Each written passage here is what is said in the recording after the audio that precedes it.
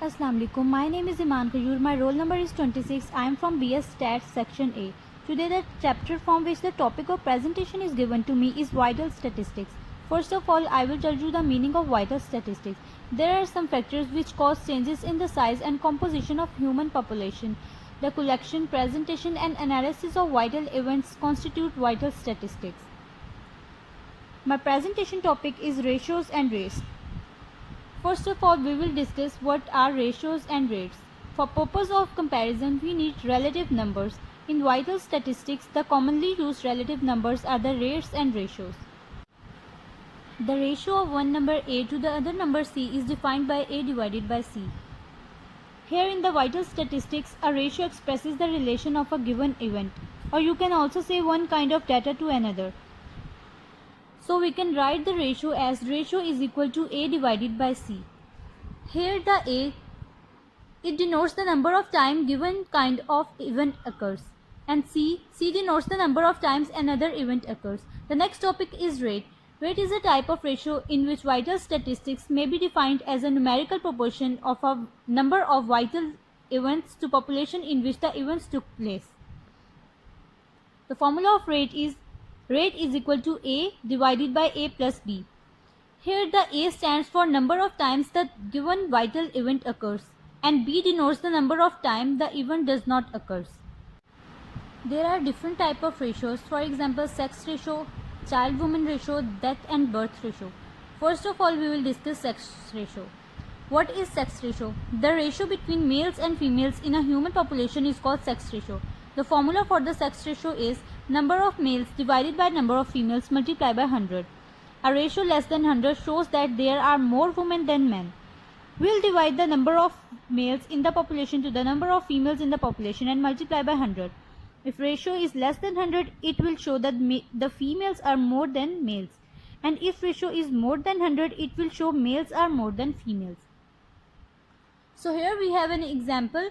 There are three columns which are given in the example. One which shows the age group, second for the number of males and in a specific age group, and third for the number of females in a specific age group.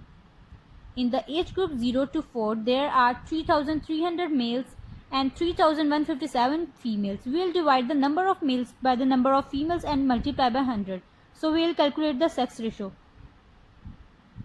You can see here for the age group 0 to 4, there are 3,300 men. We have to divide it by the 3,157 number of females and multiply by 100. We have 104.5 sex ratio. So my next topic is child-woman ratio. The ratio between children under 5 years of age and the women of childbearing age is called a child-woman ratio. The formula of child-woman ratio is P divided by F multiplied by 1000. Here P denotes the number of children both sexes combined under age of 5 years, and F denotes the number of females between age 15 to 44. Here we can also take the age 49 if we are taking the age group of childbearing age as 15 to 49. So there the number of children under age 5 is divided by the number of women between the age 15 to 44, and we have to multiply by 1000. Then we can easily calculate the child-woman ratio. So here an example is for you, in which the column of year is given which shows 3 years, and similarly the number of children under age 5 in the second column and the women between age 15 to 44 are given in the third column. So we will divide the number of children by the number of women and multiply by 1000. So you can see I have divided the number of children by the number of women of 1 year 2000 and multiply by 1000. So here we have 419.5 child-woman ratio. So we have roughly 420 children which are born per 1000 year. But the point here is that the child-woman ratio is a very crude statistics. I mean, it's not the most accurate.